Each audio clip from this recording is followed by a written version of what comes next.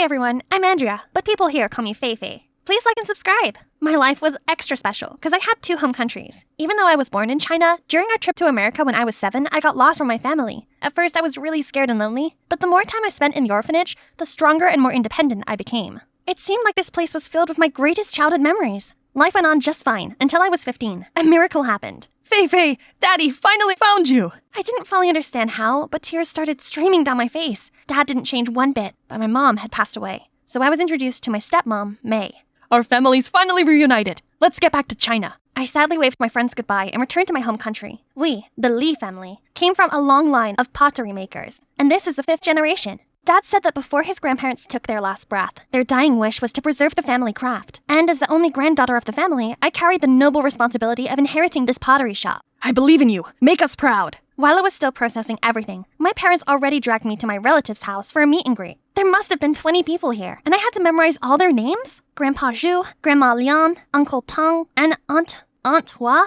Luckily, I still remembered some simple phrases from my childhood and greeted them with my broken Chinese. Then, I heard them talking about a robbery at my house a couple days ago. Dad got a big order to polish 12 vases for the Ming Dynasty, but they were nowhere to be found all of a sudden. The customer wanted to press charges, causing a big trouble for our family. The police were involved, but since all cameras were smashed, it was impossible to find the culprit. The detective in me was woken up, so I ran to where my aunts were to eavesdrop. But before I could ask anything, Dad came and dragged me away. It's none of your business, kiddo. Even the police couldn't solve it yet. Focus on learning the trade. A few days later, I started school, and boy, I thought I was smart, but Chinese characters defeated me. For crying out loud, those dancing letters and accents gave me a nightmare, and I was even reprimanded for using English in class. That's not all. Classes were followed immediately by ceramic lessons. Watching ceramic tutorials was fun, but practicing was a hard slap of reality. The more I practiced throwing clay, the more stupid shapes I created. Ugh, and there's clay all over my face and shirt. Clumsy me. Frustrated, I angrily yeeted a piece of clay across the room, then saw Dad glaring at me with his face darkened. Feifei just came here. She can't possibly learn that quickly. Give her some time. But Dad coldly dragged me to the ceramic gallery. You know, pottery is about pouring souls into lifeless clay. Your great-grandfather used to make ceramics for the palace during the Qing dynasty. In wartime, the whole workshop was bombed, but your great-grandparents saved the most precious vases while fleeing the enemy till they died. Dad's words made me realize how hasty and incompetent I was. I had to change. Then Dad introduced me to a guy. This is Cody, my best apprentice, aka Pottery Prodigy. He'll be your teacher. Cody's American, so communication was much easier. He's a great teacher who would always patiently fix my work to perfection, despite how many times I messed up. Cody's also friendly and easy to talk to. Some days our deep talks lasted until dawn. One time, while I was preparing the kiln, I accidentally found this half-burnt piece of paper in the corner. It looked not so normal because there was some handwriting that seemed important on it. I showed Cody and he said it could be a Chinese poem, but I couldn't figure out its meaning since most of it was lost. Dad said it was nonsense while my stepmom shook her head in confusion, but it somehow still bothered me, so I kept studying it for a few nights and I might have found a clue that could lead to the mysterious missing 12 vases. But that wasn't enough, so I decided to put it aside for now. Back to my daily routine. I was showered in my neighbors' and relatives' care. A bit too much. They always urged me to get married. When I was your age, I had 2 children already. But I'm not even 18 yet. Worse, they even sent some suitors to my house. I've got a gift for you for our first meeting. This chicken lays a lot of eggs. If you marry me, your life will be full of roses. I only have one small request. My family wants many children, so we'll need to have 5 sons, 3 daughters, and a pair of twins. They got me dizzy, so I sneaked out the back door to avoid running into another lunatic. The countryside sunset looked so peaceful.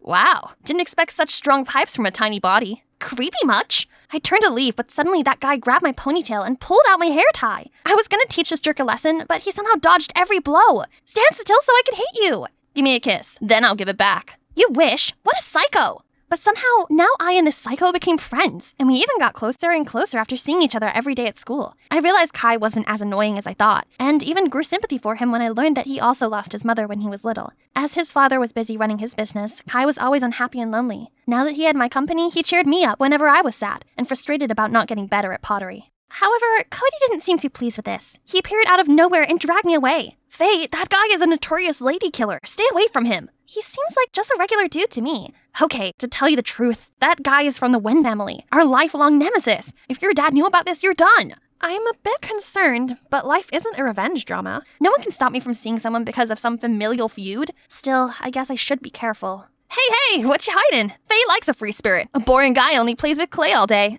No chance. Well, I think an innocent girl like Faye needs a calm, mature, and collected guy, not some free-spirited, spoiled rich boy who only knows how to spend his parents' money. Every time this happened, I had to throw myself in between them and push them apart. One day, my stepmom caught me coming home after going out with Kai. I panicked and didn't know how to explain, but don't worry, your secret's safe with me. You're stressed out enough. Then she called me in for a talk. She apologized for not giving me enough care and kindly asked if I had any difficulties since returning home. Actually, I like pottery, but I haven't improved no matter how hard I worked. The responsibility on my shoulders is so big that it pulls me down. I tried to put up a smile, but there were times that I felt suffocated. Don't push yourself too hard. If it's all too much, take a break and go back to America for a while. A healthy mind comes first and foremost. Wow, I'm so lucky to have an understanding stepmother. As soon as she left, Cody stepped out. I didn't know you were under so much pressure. Don't worry, there are other ways to help your family besides making good pottery. You're smart. I know you can do it. So, I started to practice performing tricks with ceramic vases, then set up a TikTok account to upload videos of my performances. They went viral in only a few weeks, gathering millions of views and propelled the pottery shop to fame. And with that, the number of orders grew rapidly. The national pottery competition was coming. My dad excitedly announced that it was a huge opportunity for our family. Our core team worked day and night to create a unique design that would make an impact. The big day finally arrived, and I was tasked with carrying the vase to the exhibition area. I was so excited to be there, but a stranger suddenly bumped into me, leaving me in shock for a few seconds. Oh my god, the vase! Panicked, I hurriedly checked, and luckily, it's okay. Whew, that was close. The competition officially began. I checked out the other displays. They all looked splendid, but the Wen's family vase literally shocked me to my core. It looked exactly like ours. I went straight there to confront them. This is clearly my family's design. You shameless thieves! Watch your mouth, little girl. And you, keep an eye on your daughter. Don't let her bring shame to your family. Don't tell me how to raise my child. And the vase? The thief will soon be exposed. Come on, Faye. I knew the design can be copied, but not the material. It's made with our family's secret technique. We had a special substance that made ceramics more durable. Now we just need a little luck. Ladies and gentlemen, the winner impressed us with its one-of-a-kind design and outstanding quality. The first prize goes to Wen family! However, we also found out one team's product is made with substandard material and under-fired. The judges also suspect them of plagiarizing the Wen's design. We can't accept such disrespect to the craft. Lee family, you're disqualified from this competition. Before we could recover from the shock, the news already spread like wildfire. Kai tried to explain that he had nothing to do with this, but I didn't want anything to do with him anymore. The Wen family must have made a copy of our vase and swapped it with ours. But when? It's with me the whole time. It could only be... Our business took a nosedive. Orders were canceled, most staff quit, and worse still, everyone here suspected that I swapped the vases since some of them saw me with Kai. My dad didn't take that news so well. He had a stroke and was hospitalized ASAP. No, I had to find out the truth, no matter what. Only 3 people knew the design: Dad, Cody, and me. Right, Cody would know what to do now. Unfortunately, he took some days off to take care of his sick mom, so I decided to come to him again. He'd gone shopping, so his mom welcomed me. Thank you for giving my son a chance and paying him handsomely. Without the money, I might not even be here anymore. Money? What money? My son spent sleepless nights for months to complete your vase. Isn't that why you paid him that well? What? We'd never made Cody work overtime. What money is she talking about? Right then, Cody got home. I immediately confronted him. He denied everything at first, but then he had to give in. Who hired you? Really, I don't know. They texted me from a blocked number, then wire transferred me the money. Faye, my mom's really sick and I had no choice. I never expected such terrible consequences. I'm so sorry, Faye. I ran away ASAP. I can't hear another word. The saddest thing about betrayal is that it never comes from your enemy. When I got home, my stepmom was cooking. Oh my, you look pale. Poor sweetie. I couldn't help but leaped into her arms and burst into tears. She tried to calm me down before bringing Dad his food. I know, I cannot be weak anymore. I'll find out who's behind all this. Whatever it takes. I rummaged through the workshop until late, only to find nothing. Exhausted, I went to sit by the gate for some fresh air, and suddenly saw something in the bush. An envelope. Looks fishy. To not leave any trace, I opened it with steam instead of tearing. It's a Chinese poem, and had the same style as the one I found the other day. By reading the first letter in each line, I got this message. Yo, Chang, Jian, Mian. Meet at the oil factory, it is. The message coded in the other poem also referred to a place. It's gotta be a sketchy meeting to have its spot written in code like that. I quickly put the letter back and searched for the only oil factory in town, then followed the address to an abandoned factory. I ran straight inside, but it was totally empty. Was I wrong? I felt defeated and was about to leave when I suddenly heard a voice from the second floor. I crept up and saw Kai's father with a gang wearing black, and our 12 stolen vases! Right then, a hand patted on my shoulder. What you doing? I turned around to see a creepy face, then pitch black. I opened my eyes with a splitting headache, and my hands all tied up. Who's this? My stepmother, who's arm in arm with Kai's father? Already awake? You're on their side? My father didn't mistreat you. This is how you return the favor? I've had enough of your old man, a tyrant and self-proclaimed smart man. I deserve someone who loves and pampers me, like Mr. Wen here. If your father had been truly smart, he would have realized long ago that he had nurtured a serpent in his bosom. That Cody boy. Just wait and see. I will expose your scheming. Ha! In your dream? I already bought a plane ticket back to America. Be prepared to be welcomed by another orphanage. I even wrote your old man a touching welfare letter. He'll definitely have another stroke once he reads it. The secret letter has exposed you, and other evidence will soon be found. You can't get away with this. Do you mean this, feisty girl? In fact, what letter? Just then, the wind blew and swept the burning letter to some old oil containers at the corner, setting it aflame. The fire spread with lightning speed. They all ran for their life, leaving me behind. The smoke was thick, stinging my eyes. I was about to faint when Cody kicked the door open, dashed in, and untied me, while Kai covered me with his jacket. You? There's no time! Run! Then quickly carried me away from the fire. When we got to safety, the entire factory exploded. Okay, can you two explain everything now? I felt guilty about the pottery competition, so I secretly followed my father to find out the truth for you. I came to your house to apologize, but saw you rushing somewhere looking worried. That's why I decided to follow you, and I can't believe that the person hiring me is your stepmother. Me neither. Anyway, thanks. But I'm still mad at you. Are you okay now? I'm fine. I'm not sure about them, though. Animators, please replay the previous scene. Yep, I managed to record everything. With this priceless evidence, of course my so-called stepmother and Wen had to plead guilty and go to prison. My father was discharged from the hospital, and our 12 ceramic vases were returned. Now that our family's name's cleared, business is booming. After this incident, I learned to cherish our pottery workshop more. Determined to continue my family business, I started learning pottery properly to prepare for next year's competition. Root for me, peeps! And of course, I still have these two guys by my side. Only it looks like they no longer want to just be friends with me. What should I do? Please help me by commenting down below if you're hashtag Team Kai or hashtag Team Cody. I was walking down the hallway to see the infamous dude standing there, doing his old trick to pick on some shy student. Get that filthy hand off him now! Then I grabbed him and threw him away like a piece of paper. Ah, that's better. Konnichiwa, I'm Yukiko from Japan, the daughter of Fuji, a famous martial art master and the principal of a karate school. As his only child, it's up to me to evolve my warrior spirit and protect the weak from any baka. And this shy girl is Chiharu, the one I saved from a fight with the rival school gang. And ever since then, we became besties. Well, that's also how I earned the nickname Big Boss. I don't really care about it, but it does have some perks. I always had the best reserved seat next to the window, a desk drawer full of snacks, and on top of that, the kid was competing every day to do my homework. However, it also caused me some complications. I seem to have caught the eye of Jun, that rival school's gang leader. He bought me flowers and sent me these cheesy cupcakes every day, but I only gave him a no. Hey, he comes again. If I was your boyfriend, never let you go. Keep you on my arm, girl. Yukiko, never be alone. Tomato, tomato! Throwing tomatoes! Even when the guard came carrying him away, he was still shouting, Yukiko died, scooter!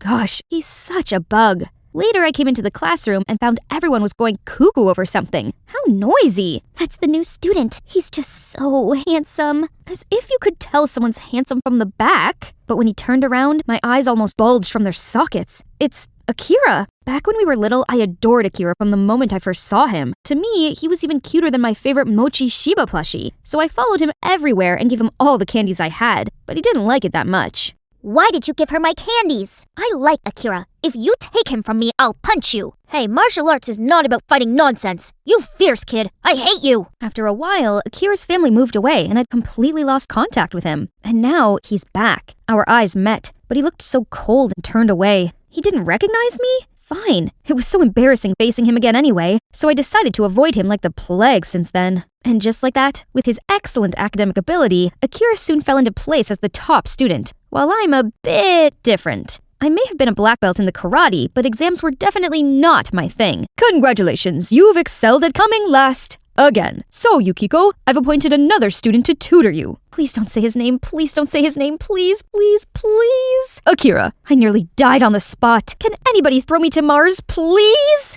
Man, it's super awkward. I kept looking at the ground when he blurted out, "Hi, Yukiko. Long time no see." So he does remember me? During the lesson, I couldn't focus, and my body was heating up. I kept my mouth shut while he was immersed in his lecture. "If there's anything you don't understand, feel free to ask." I plucked up my courage and said, "Why didn't you like me when we were kids?" "You're still acting like before." "I'm trying to teach you, but your head's stuck in the clouds. Focus." He didn't say he hated me, did he? My heart fluttered again. Guess I'd have to try harder to get his attention then. But things didn't exactly go as planned. During the lessons with Akira, my phone rang constantly with calls and messages. Seemed like my goons were in trouble and they needed my help. I tried my best to ignore it, but finally gave in. "I've got something to do. I'll be right back."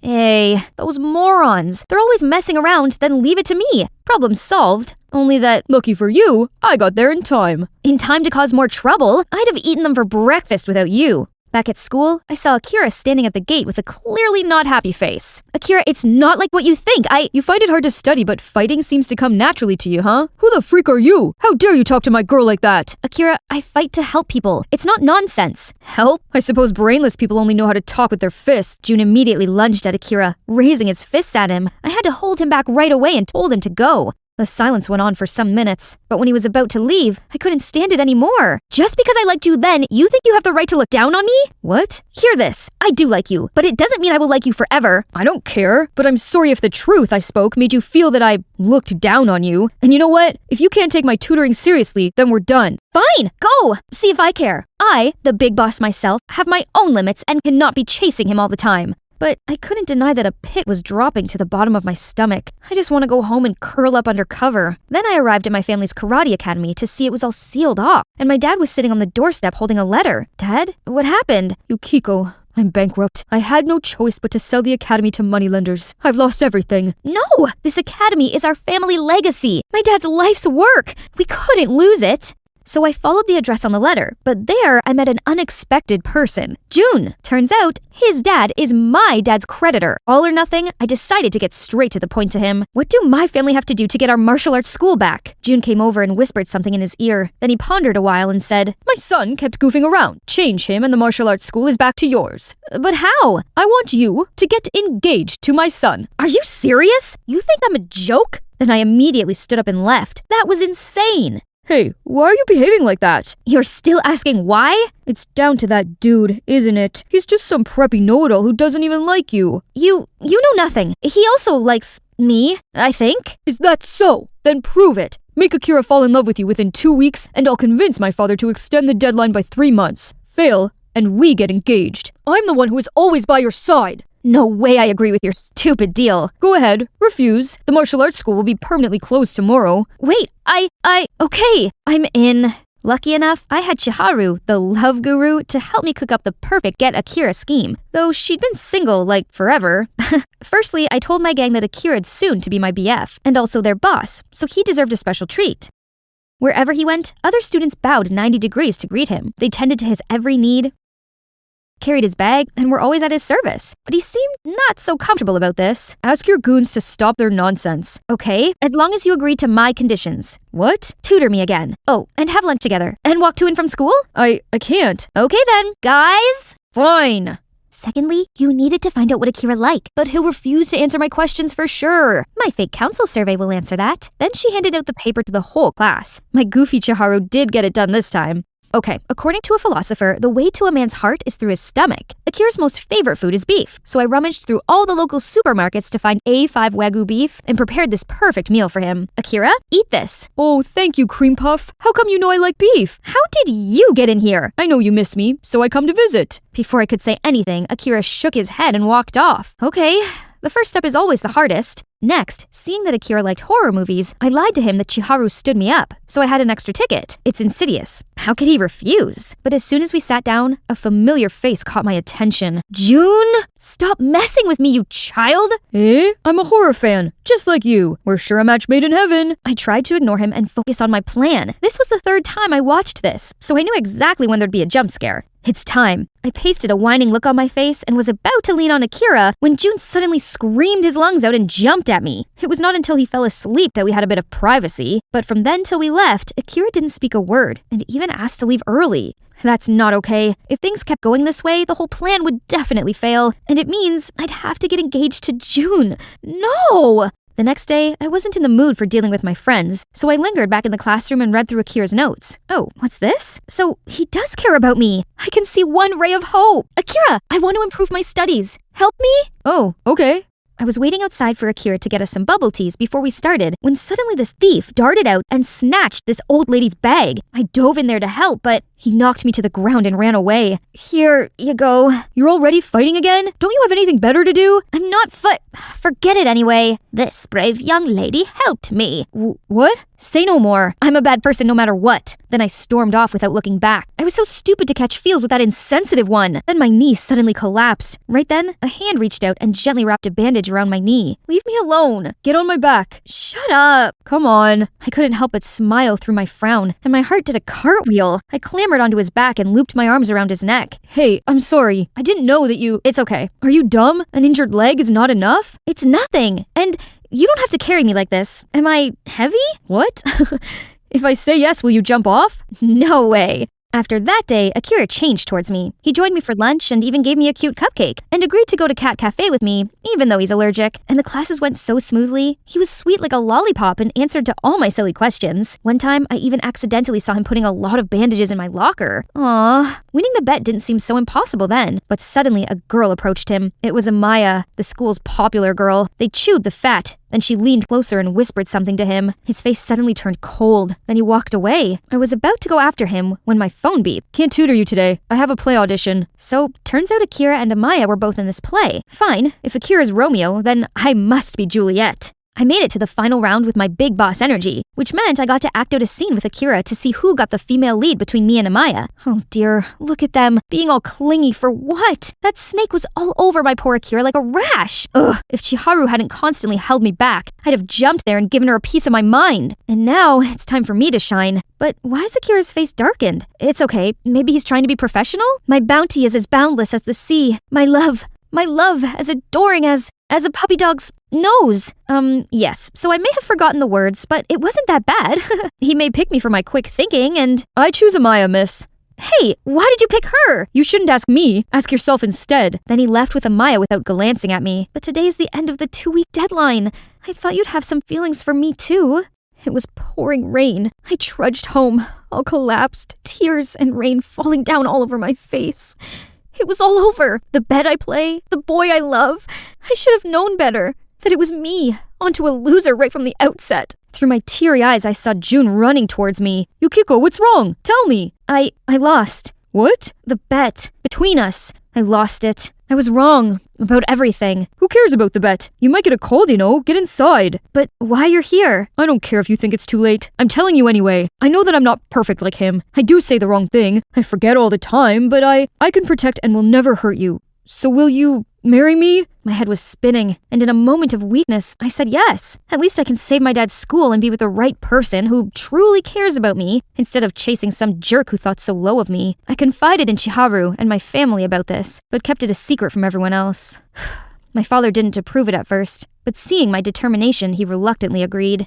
It was our fitting day. I was with June discussing our wedding, but he seemed distracted and kept checking his phone. Then he said he had to take a call and hurried out. Sensing something was up, I followed him. Huh? Why is he talking to Amaya? You have to thank me for your new fiancé. I told Akira about your bet. Excellent job, as promised. It's not about the money. It's about making Akira mine. I don't get why both you and my beautiful Yukiko like that dude so much. Anyway, Yukiko's waiting for me. Gotta go. I couldn't believe what was in front of me. What the heck are you doing here? So it's you who made up everything the whole time? No, Yukiko, let me explain. I trusted you, June, but look what you've done. You know what? You win. Do your worst. I don't care anymore. Then I ran home as fast as I could. Why do boys all fool me around like that? Right when I felt more disheartened than ever, I met the one that I didn't want to see the most. What was Akira doing here? Yukiko, let's talk. We have nothing to talk about. Chiharu told me what you're doing. You can't marry June. You liked me, so you mustn't fall for another one that easily. What? So you're the commander of my feelings now? Aren't you with Amaya? I'm not, and I never did. Listen, I was so angry to find out I was just part of your bet with June, so I ignored you. But then Chiharu told me why you did it and made me understand. So what? Anyway, you never liked me. I'm not gentle and too fierce, as you said before. Don't try to pity me. I don't. It's that I do like you. At first, I thought you were the type of person who'd use violence to solve any problem. But the more I got to know you, the more I learned about your pure heart. I shouldn't have judged you so quickly. I'm sorry. What just happened? I might be dreaming? But no, Akira, my 7-year crush, just confessed his love with me. So, Akira and I got together. Jun was furious about it, but he kept his word, and now my dad has 3 months to pay off his debt. I'm helping him out by teaching karate classes to earn money, something I really enjoy. Everything was great, too great, until... Yukiko, I gotta tell you something. I have to go abroad to study. I'll leave tomorrow. What? I don't understand. Why so sudden? I prepared for it months ago, but I couldn't tell you. I didn't want to make you sad. Will you wait for me? Of course not. I may get bored and start liking another by that time. It's time. I stood still watching the train pass by until I noticed Akira's melancholy smile. I liked you 7 years ago, and now I still do. So of course I can wait for you. Come back soon, Akira. Oh God, my Roger. Look at him. Those chiseled features and dreamy eyes. No wonder every girl swooned at the sight of him. And of course, me, his biggest fan, is no exception. You're probably wondering how I got into the backstage area of a star actor like Roger, right? It's simple. His makeup artist is Hannah, and she just so happens to be my big sister. Of course, I had to beg her for days to let me tag along. That's why I have to embrace every second of being this close to my celebrity crush. Hey, are you taking pictures of me? Oh no, busted. I was stammering, trying to come up with some excuse, when to my surprise, Roger lifted my phone and took a selfie. Here you go, baby girl. Next time, just ask. Oh my, there's no denying that Roger is boyfriend material. The girls from my class will definitely be turning green once they know this. Oh, you want some orange juice? No problem, Roger. Just call me your own personal genie. Then I rushed around to find some OJ and hurried backstage to give it to him. But too late. His other fangirls had beat me to it. There were enough juices for him to drink all year round now. Sadly, I turned around to leave, but accidentally bumped into someone. Holy moly, it's Roger! He smiled at me and looked down at the cup of fresh orange juice in my hands. May I borrow your OJ? This is my number if you need it. What does this mean? Have I, an ordinary girl, caught the eye of the hottest guy on the planet? Ouch! This is clearly not a dream. For the rest of the evening, I tried composing the perfect message to him. Ugh, why was it so hard? I must have typed and deleted it at least 100 times. Oh no! I just pressed the send button by accident! Before I could remove that message, he already replied. That's it. There's no turning back now. I tried to calm myself down and went with the flow, which then led us to hours of long conversation. And soon, we were talking every day. One day, out of the blue, he said he wanted us to have a private date. Does that mean our relationship has moved on to the next level? Our first date was at this low-key diner with very few customers. I disguised myself just like what Roger told me to and waited for him. But it's been an hour in vain. Did he really stand me up? I glumly got up to leave when a sweaty, out-of-breath Roger appeared. Turns out he struggled to lose his security guards just to come and see me. Aw, it's so sweet that he went to all this effort for a normal girl like me. No need for a fancy restaurant nor extravagant gifts. This diner was already the most romantic, as I had a real gentleman right here. Don't wake me up from this dream ever. Then, before we parted, he gently put a daisy bracelet on my wrist. Dating in secret is pretty exciting, right, babe? Oh boy, this proved that I was no longer just a mere fangirl having a crush on her idol. Yep, we were officially dating in secret. The next day, I arrived at school in the best mood ever. I was singing on the way to class when my friend Alba startled me. Hey, have you watched the new trailer for Roger's upcoming film? It's dope. I booked a ticket for the sneak show already. Pfft, that's nothing. I already got a slot at the movie premiere. Jealous much? Huh, that's the power of a fan club's vice president. And for me, I just had the most romantic dinner date ever with Roger. Oh, of course, that's only what I wish I could say. In fact, I could just smile and then head on to my seat. Keeping this secret is driving me crazy. But I guess dating an idol comes with a price, and I don't mind paying for it my whole life. But okay, on top of all the secrecy, as y'all know, celebrities are always occupied, having no private time left. So we have to come up with inventive ways to get some alone time. Finally, Hannah had left. Let's see, hair, makeup, clothes, everything was perfect. No one seemed around. Now I needed to hurry to Roger's van. Hey Hannah, why are you still here? Wow, look at you, all dressed up, huh? What's the occasion? I just forgot my stuff. See ya. And then I rushed behind the vanity van. Phew, so close. It's a good thing I look a lot like my sister and have picked up some great makeup tips from her, so it's a piece of cake for me to pretend to be Hannah and sneak into the filming site. Let me see if you're my adorable Harper. While praising my excellent disguise, Roger suddenly went silent. Then he turned into a completely different person. His attitude changed. He pushed me away, poured his coffee onto his shoes, and started yelling at me. What on earth are you doing? Do you know how much these cost? Clean them! What just happened? I reached my arm out and asked if I'd upset him, but a woman swung my hand away. Take your filthy hand off my son! Oh, it's Roger's mom, Mrs. Walker, the chairwoman of the film production company, known by the entire industry for being a bossy lady who always caused others difficulties. Worse still, the buzzing sound outside also started growing louder. Oh no, I better not cause any trouble here.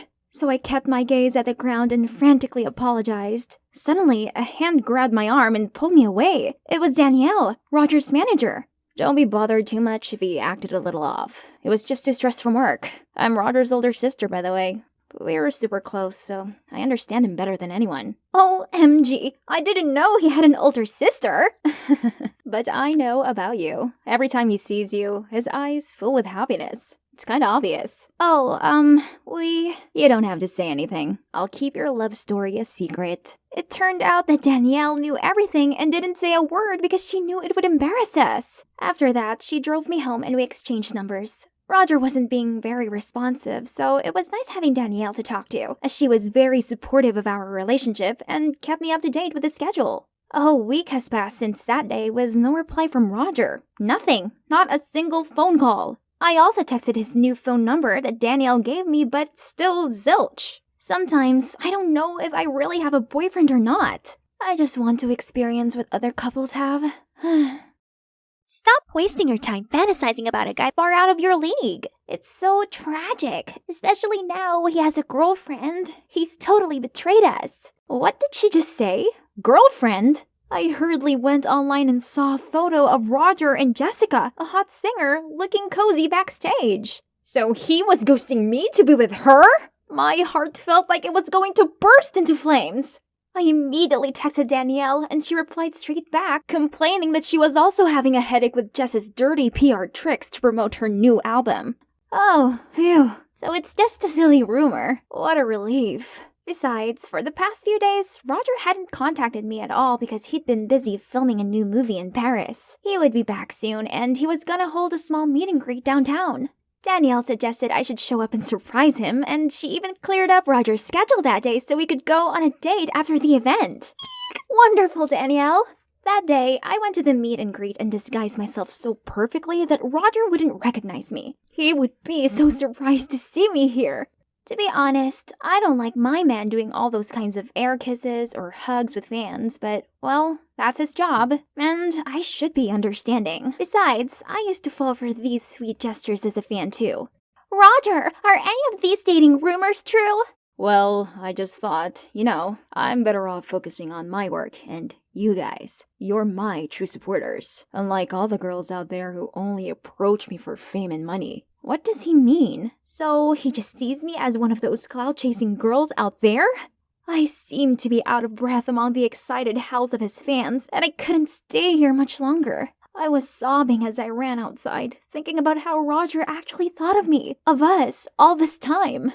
Suddenly, a car stopped in front of me. It was Danielle. I know it's hard being in love with a celebrity, but from a fan's perspective, that's something they want to hear from him. Of course, he can't speak up about his real relationship, but you can. You mean there's nothing wrong with your love, and we have plenty of other ways to express it discreetly, right? What Danielle said got me thinking. Sophie teases me every day for dreaming about dating my idol, but this relationship is real, and I have the right to show off my love, right? So I posted my favorite picture from one of our dates on Instagram as a way to pour my heart out.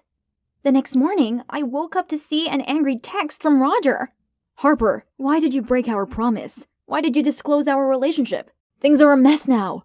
Underneath, it was the link to a tweet along with the title, Young actor Roger is suspected of dating someone 10 years his senior. Oh, no. How did they find my photo that quickly? And worse, they must have mistaken the person in the picture to be my sister, Hannah. Well, at least my sister is on vacation, so she hasn't found out about this yet. I must fix this before she comes back, or else she's gonna kill me. I tried to contact both Roger and Danielle, but got no response. What to do? Roger is having a press conference for his new movie. I'll go there and talk to him directly. I used Hannah's pass card to rush backstage in the hope Roger would be there, but wait, there's only Mrs. Walker and her staff. You better clean up this scandal immediately. Don't let it affect the conference. So annoying. That makeup artist must be using some tricks to take advantage of Roger. Now she will know what it's like to have her career ruined. Oh no, I can't let that happen. Please don't do this. It's not Hannah in the picture. It was me, her sister. Roger and I are in love. I never said I loved you, so stop making a fool of yourself. Sorry, Mom. I was just playing around with her because I was bored. Let me handle this. What? I thought he was different. Turns out he's just another jerk who uses fame to flirt with girls. We're over! I shouted, then sprinted out of there. For days after that, more Twitter videos were posted from Roger's alleged staff claiming he was arrogant and rude. It serves him right, I guess. However, I began to wonder about the fact that there weren't a lot of people there at those moments. Who could have been the one taking those videos? Suddenly, a Twitter notification popped up and brought me back to reality. Wait, it's that account, isn't it? The fans were still furious with Roger. Scrolling through the articles about him, I saw a bunch of comments telling everyone to cancel him. They even shared a picture of Roger going to bars and getting drunk the night before his apology press conference. Even though I was mad at him, I couldn't just switch off my feelings. So I took an Uber to the bar to find Roger, but because of my age, the security guard stopped me. As I was trying to find a way to sneak inside, I saw a familiar figure. It was Roger, sitting on the steps of the bar's back door. Hey, you alright? I'll call Danielle to come pick you up. No, please. I'm too tired of having bodyguards and a manager follow me 24/7. I just want to be alone now. Harper, I'm sorry for hurting you all this time. I just want to say, it was real. I really do love you. I did what I did because I was so worried that my adoptive mom would harm you if she knew about us. Your adoptive mom?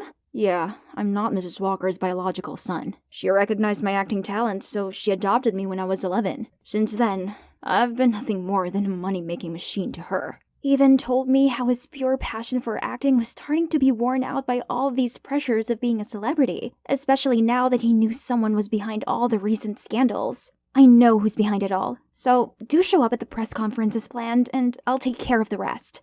I waited for Roger to finish his apology for all the scandals. Then I went up to address the crowd. All of the rumors are fake. I know this because I'm the girl from the video.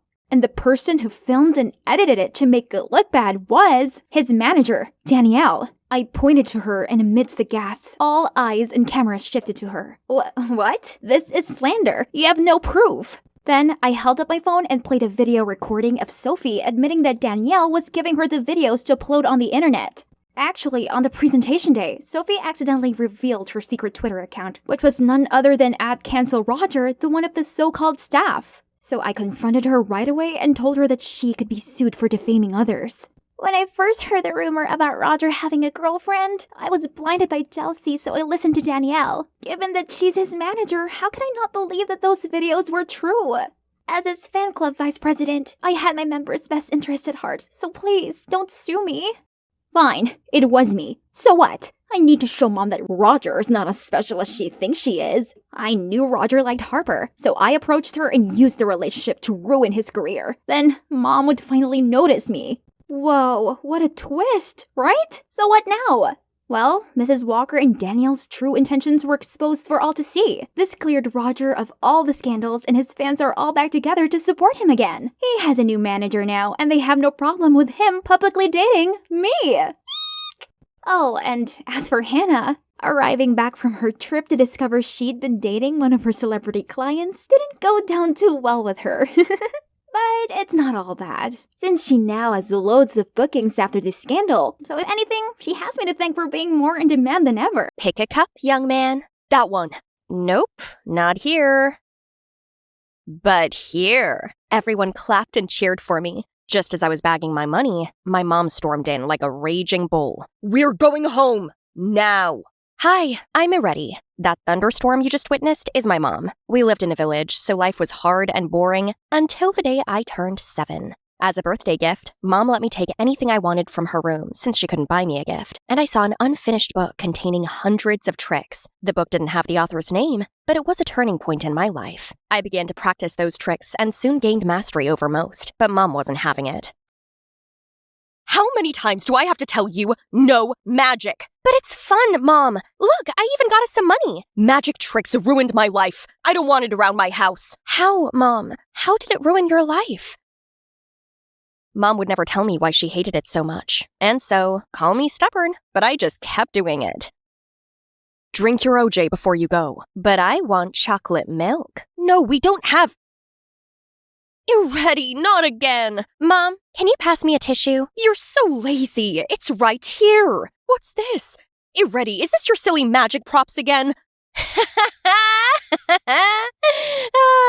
Though my talent made life really fun to live, sometimes I would see kids at school with their parents, and I would get sad wondering about my dad. Mom, I was thinking about Dad.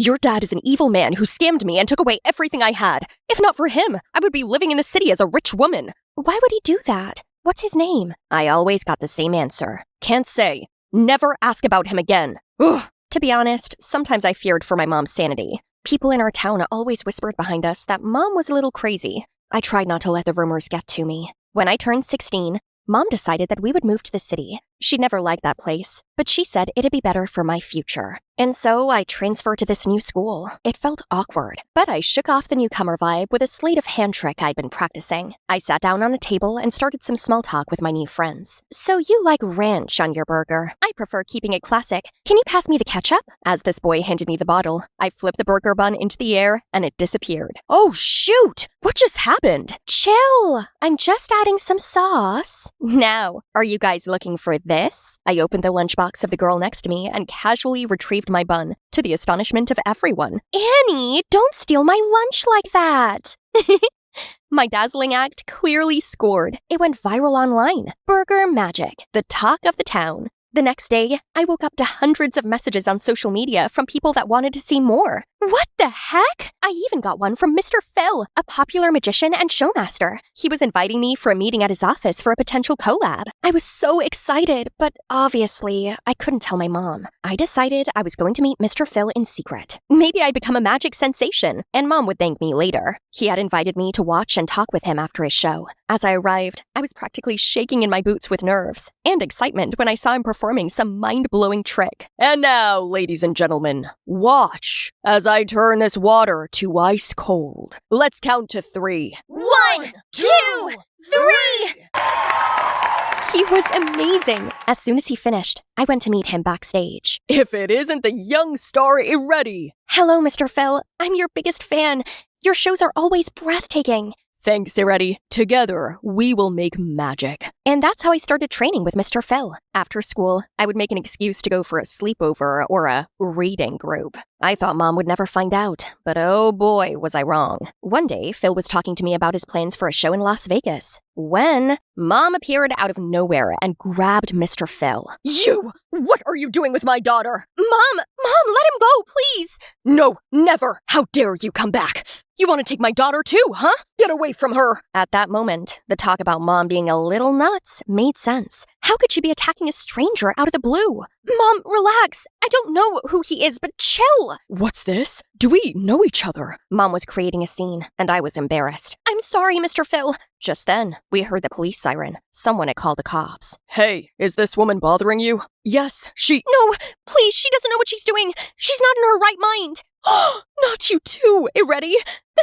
This woman seems to be troubled and shouldn't have a child under her care. You need to come with us, ma'am.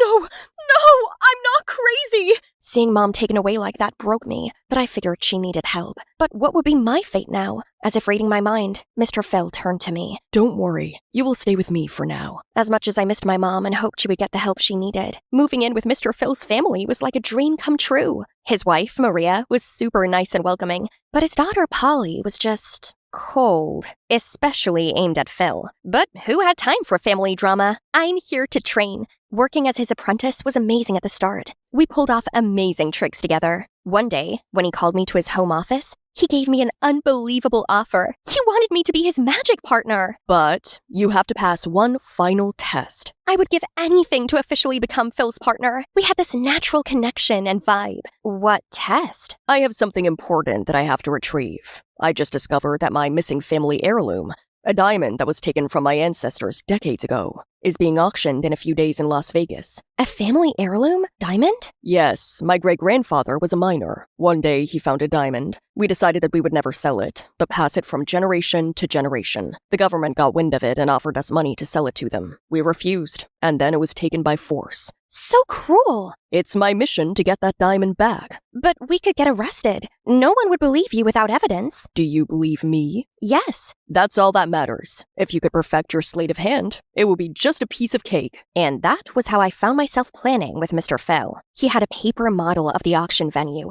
and to avoid suspicion, we arranged for a show in Las Vegas right before the auction. So, here's the safe where the diamond is kept. We go in at dusk right after the show. I will distract the guards. You're much smaller, so you can crawl into this vent here. For me, it wasn't just about joining forces with Mr. Phil. It was about justice, making him proud, and proving that I'm more than just a magician's apprentice. I'm a magician's superhero sidekick. However, reality soon slapped me awake. I went to his home office so we could do a rerun of our plans, and was drawn to a book on his table. It was a book with a large compilation of magic tricks, and when I looked closely, I realized it was the finished version of the book Mom had thrown out, the book that inspired me to become a magician. It was written by Phil. I felt my body tremble in shock. How did Mom have an unfinished manuscript of Phil's book if she didn't know him from before? If he didn't know her? Curious for other things I could find, I began to search his office, and that was when I found a confusing document with my mom's name and Phil's as signers, with a picture of the two of them attached. What is going on here? I was so immersed in my find, I didn't see someone walk in. What are you doing here? Oh, hey there, Polly. Just, practicing my ninja skills. Totally not snooping on your dad. He's not my dad. He's my mother's husband. Oh, any idea who this lovely lady in the photo is? No. Why? She's my mom. But Phil claims he doesn't know anything about her. Just then, we heard the sound of Phil's car pulling into the driveway. Run! Now! Polly and I snuck away from the office and out of the house. My ears rang with what she told me. Since her mom got married to Phil, she'd always been complaining about her money missing and blaming it on Polly. But Polly never stole from her, making her suspect Phil. Something about Phil never felt right. He obviously lied about knowing your mom. What are you going to do now? I don't know. But at least I'm sure of one thing. My mom is not the liar here. I need to talk to her. With Polly's help, we quickly found out where Mom was. Turns out she's been kept in a mental hospital. Apparently, Mr. Phil pressed charges against her and insisted that she needed special care for her abnormal behaviors. Oh, my poor mommy. We spotted Mom sitting by herself on a bench. Seeing her, I immediately burst into tears. Mom, I'm so sorry. I'm sorry for letting this happen to you. I saw these photos. It's you and Mr. Phil. How do you know him? Nothing could prepare me for the bombshell Mom dropped right then. He's your father. What? He's the wizard of my woes. Got caught in his charm, and he used me, scammed my money from me, switched my cards. Then one day he made me sign a paper for charity, did a quick swap of the papers before I could blink, and I ended up signing away my savings and my house, the one he lives in. Sleight of hand. Well, he took everything. Spread lies about me being crazy so no one would help me. I was just a few weeks pregnant with you. That's why I hated magic, Iredi. Every magic trick was a painful reminder of that beast. His shows are just a cover for a grand theft. You should have told me. If you did, I would never. I was afraid that if I did, you would run to him, considering you have the same passion. But alas, all my efforts were in vain. You still found him. I guess fate cannot be escaped. I'm so sorry, Mom. I should have listened. I became selfish and let those dumb rumors get into my head. I didn't know. No, honey, it's because I never told you. It's my greatest regret. I wasn't his first victim, though. That man is crazy. Remember when I told you I don't feel at ease with him? I think this is it. My mom is blinded by love, but I can smell that he's up to no good. He might scam her too. Gosh, I'm so worried now. I thought of the heist he told me and felt a chill remembering Mom's recent words. His shows are just a cover for a grand theft. And when I told them what Phil and I were planning to do, they both went berserk. The guy, my own dad, had played me. We have to go to the police. No, there's not enough evidence. He has friends there. We need to gather more evidence against him and then talk to your mom. She needs to know who she's married to. Yeah, but first, we're busting you out of here. It won't work. The security is tight. Just trust me, Mom. That same evening, Polly and I went back to the hospital. Go! I've overwritten the security systems. There should be no alarm when you get in. The rest is up to you. I smoothly got past all the gates and door, and after creeping up to the main guard, I stole his keys and freed my mom. How did you do that so fast? Well, let's just say magic? I guess magic is not so bad, huh? Together, we began to work to get evidence against Phil. Polly planted his office with bugs. As part of the plan, I lured him into speaking about the heist so I could have audio evidence. Tomorrow decides your fate as part of my crew. You ready? I'm just a bit nervous. Is the heist really necessary? Taking the diamond, what if I get caught? You won't. Looking at him then, I felt a twinge of guilt for what we were about to do and tried to give him a small shot at redemption. He was my dad, after all. Will my performance at the show alone not count? Do you do this for everyone you get on your team? Yes, Iredi. What's with all the questions? If you're having cold feet, just back out. There are many who are longing for the opportunity to be where you are right now. With me, the greatest magician of all time. So, are you in or out? Okay. He left me with no choice. The day for the show arrived, and we were ready. I could tell Phil was impressed with my performance by how he was smiling like a bloated fish. I had a surprise for him. When he came up to do the levitation trick, I signaled to Mom and Polly, and they clogged the wheels, making him hang in the air. What's this? And now, people, watch what I will call the sweetest magic of all, catching criminals red-handed. While the crowd was still in awe with the way I just made a giant screen appear, I snapped my finger and exposed our last conversation to everyone, along with images of the auction venue. What? How did you? Phil angrily got off the rope and rushed at me, but I just calmly showed him my next move. The audience went wild. Mirror trick!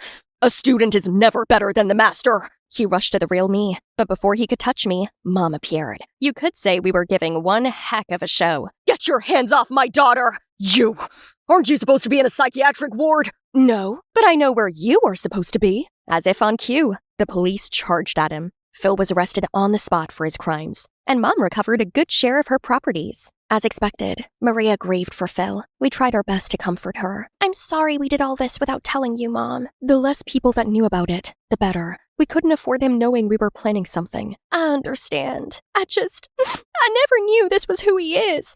I guess we should pack up and leave now. No need. The house is big enough for all of us. You want us to live here? With you? Yeah. I mean, Polly and I are practically sisters now. We might as well be family. And so, we moved into the house with Polly and Maria. Mom let me go to a magic school where I greatly enhanced my skills, ready to show the world. I became a media sensation, both for busting my dad's criminal acts and for my magic. Ladies and gentlemen, I present to you the greatest showgirl, Iredi.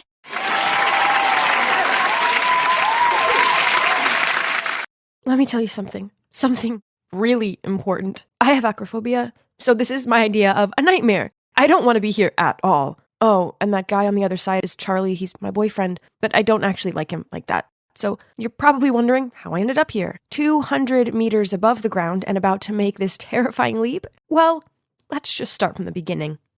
Hi, I'm Luna, a 17-year-old high school girl from a small town in New South Wales. Growing up, I was desperate to please my hardworking single mom. The problem was she was nearly always tired and irritable. So no matter what I said or did, it usually ended up being wrong. The most common words that came out of her mouth were, "If you want me to love you, you have to be nice." I wanted her to love me more than anything else in the world, so I did everything I could to appease her. This led to the need to make everyone happy and left me with an unfathomable fear of being hated by others. If I made other people happy, then they'd like me, right? So whenever someone asked me to do their homework or cover for them on roll call, I did so without hesitation. And if there's ever an argument or awkward situation, regardless of if I'm to blame or not, I always apologize first. At 15, I moved to Sydney alone for high school. And that's when I met my roommate, Margot. She's my complete opposite, but this didn't stop us from becoming best friends. She's independent, sassy, and doesn't let anyone pressure her into doing anything she doesn't want to. Guys, if I were more like her, I would have been able to avoid a lot of trouble. Once we had a group assignment in biology, and I, by chance, teamed up with these two popular girls. The day before the deadline, they both texted me saying they were sick and asked me to do their parts. This was a lot of work for one person, but I didn't want to upset them, so I agreed. But then, that night, while I was scrolling through Instagram during my brief break after hours of studying, I saw them checking in at a party. What? So they lied to me so they could go out and have fun and left me home alone to do their homework? Oh my, I just want to take this pen and throw it right at their dumb duck faces. How is that cute in anyway? Ugh, but who was I kidding? I knew full well I'd never be able to tell them what I really thought of them. So I picked up the pen and continued my workload meant for 3 people alone. I stayed up all night and drank 3 cans of energy drinks, but it was just too much work for one person to finish on time. Our assignment, or should I say my assignment, got points deducted due to late submission, which somehow made the popular girls mad. What have you done? How could you turn in the assignment late? I'm sorry. It's just that doing it all by myself was a bit too much for me. Oh, please. You had the whole day to finish it. It's all down to your poor time management. Right at that moment, Margot appeared, out of nowhere, and stepped between us. Pfft. If you both cared so much about your grades, then you would have helped Luna complete it. Instead of going to some stupid party, how about I report you to the teacher to cross out your names from... Margot, enough. Sorry, don't mind her. Then I quickly pulled Margot away. Apologizing to them was a ridiculous thing to do. It wasn't your fault. I know it's not my fault, but there's no point making a scene out of it, right? Fine. In that case, I'll leave you alone with all the troubles you've caused yourself. I don't care anymore. Oh, no, I didn't mean to make Margot mad. I quickly apologized to her, told her she was my best friend in the whole world, and asked her to go for a milkshake to make up. A week later, on the day my volunteer club was selling lemonade to raise funds for a children's charity, I suddenly fell sick. Oh no, I'd been telling everyone at the club how important this event was, but now I was the one who'd be absent. How embarrassing. I needed to show them how sincere I was. I texted the club president that I was sick, but if the club really needed me, I could still try to participate. Now I can finally sleep. But who would know? Before I even had time to curl up in bed, he texted back saying how they really needed my help. So if I could come, that'd be great. Oh, no. Did I really have to drag my feverish self over there? Not knowing what to do, I turned to Margot for advice, but she snapped at me. If you knew you couldn't go, why suggest otherwise? People will always take advantage of you if you let them. So just make it clear that you're sick and can't participate. Then she told me how her music club had a dinner meeting tonight, yet she'd already decided she was having a relaxing pamper session tonight, so she immediately told them she was otherwise engaged. Margot was right. If I'd done as she said in the first place, I wouldn't have had to rack my brains looking for excuses to say no without annoying anyone. Finally, I texted the club president that I was afraid of infecting everyone, so I'd better stay home. Then I fell asleep and found my worries plaguing my dreams. The next day, I felt better. So after class, I dropped by the club's room, but I instantly felt weird vibes from everyone. Then when I asked the club president how much money we'd earned from the event, he totally blanked me. Oh, no. He was obviously still mad with me for letting him down. I was lost in thoughts when suddenly someone tapped me on the shoulder. I heard you were sick. Are you feeling better now? It was Charlie, one of the club members. He told me that day I was off sick, he voluntarily took over all of my work. So I invited him out for a thank you dinner right away. Maybe he misunderstood my goodwill gesture, as after that he bombarded me with texts, calls, and soppy memes. Then one day while we were walking together, Charlie suddenly stopped and took my hand. Luna, we've known each other for a while now. I think it's time for me to confess my feelings. I like you. Will you go out with me? Oh my. What did he just say? I stood there dumbfounded. I mean, I liked him as a friend, but not romantically. But when I met his expectant gaze, my conscience began to torment me. He was such a nice guy, so how could I say no to him? In the end, I forced a smile and nodded in agreement. My feelings for him will develop over time, right? But unfortunately, the answer to this was no. Actually, since we started dating, I found myself liking him even less than before. He does a lot of things that irritate me, such as the time he insisted we wear couple outfits to school. Yeah, slogan shirts with "he's mine, she's mine" printed on them should definitely be left in 2010. Ugh. He smugly ushered me around the school and seemed oblivious to the laughs and points in our direction. If only the ground could just open up and swallow me right away. That evening, noticing how fed up I looked, Margot asked me if everything was going all right between me and Charlie. So I told her everything. I thought she'd get mad at me again, but to my surprise, she just sighed and told me to tell the truth and break up with Charlie before things got too serious. That's the best way to stop both of us from getting hurt. And Also, I've heard a lot of bad things about Charlie. People say he's kinda erratic. You better get this over with as soon as possible. Yeah, Margot's right. Next time I saw Charlie, I was ending this once and for all. Turns out I didn't have to wait long, because that Sunday afternoon, Charlie came to pick me up for our date. He told me he had a surprise in store for me, and I was gonna love it. Okay, it sounds like he'd gone to loads of effort, so it was probably best if I left breaking up with him until the journey home. Almost there! Hearing what Charlie said, I looked out the window and, oh my god! Is that a bungee jumping spot? So, long story short, here I am, 200 meters off the ground, my legs trembling like a leaf and my heart thudding like crazy. I was about to cry out of fear when suddenly I heard romantic music playing behind me. I turned around to see Charlie getting down on one knee. Behind him was eagle-eyed staff holding roses and candles while swaying to the music. What's happening? I know we haven't been dating long, but it's clear that we're made for each other. Luna, will you marry me? What? Did I hear him wrong? I mean, I'm only 17. Seeing my puzzled look, Charlie hurriedly said, I know we're still in high school, but don't worry, we can wait till graduation. Then let's have the most wonderful wedding straight after that. This was insane. I stood there, rooted to the floor, not knowing what to do, and seeing everyone watching and waiting made me feel even more pressured. I was trying to figure all this out when Charlie forced the ring on my finger. Oh my god. What should I do? What should I do? Well, in classic me fashion, I didn't do anything. My stupid hand just froze in place, and in the end, it turned out like this. No, I couldn't let this happen. Charlie, actually, I don't have feelings for you. I was going to tell you today, but I didn't expect things to end up like this. You're kidding me, right? If you didn't like me, you wouldn't have let me put the ring on earlier. So I explained everything to Charlie. His face darkened with disappointment. I felt so guilty. I should have just been straight with him from the beginning, then none of this would have happened. We can still be friends, can't we? I asked, but Charlie replied without even looking at me. If you don't like me, then why give me hope? Why the emotionless tone? It felt like he turned into a completely different person. Afraid, I kept quiet, not daring to blurt out so much as a word. I'd be home soon and away from this suffocating atmosphere. But as Charlie drove, I noticed how the surroundings became stranger and stranger. This is definitely not the way to the dormitory. Finally, the car stopped at an abandoned construction site. Luna, get out of the car.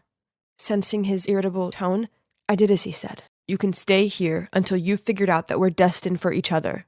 Then call me. I watched in horror as he drove away and left me there. I was all alone, in the middle of nowhere. Panicked, I called Margot for help, but as soon as she picked up, my phone ran out of power. I explored the area, but it was completely deserted. Would I be stuck here forever without anyone knowing? It was getting late. I'd barely eaten or drank anything all day, and this felt hopeless. I burst into tears, and then everything fell dark around me. I woke up to the bright lights of the hospital.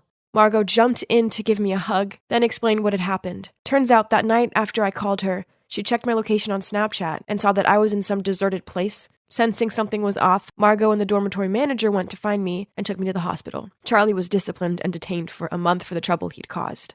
After that horrible experience, I talked a lot with Margot. She comforted me, encouraged me, and said that it seemed like my desire to please others stemmed from childhood trauma. Perhaps it was my mother's words. If you want me to love you, you have to be nice. That created the character I have now. I couldn't continue to let the past consume me. That summer, when I returned home to see my mom, together, we poured out our feelings and faced our problems. I finally figured out that being nice to people wasn't a bad thing, but agreeing to things just to avoid disappointing people isn't the correct thing to do at all. Now, with Margot's help, I'm step by step learning to say no to things I don't want to do, 'cause life's way too short to say yes to everything. Don't you think?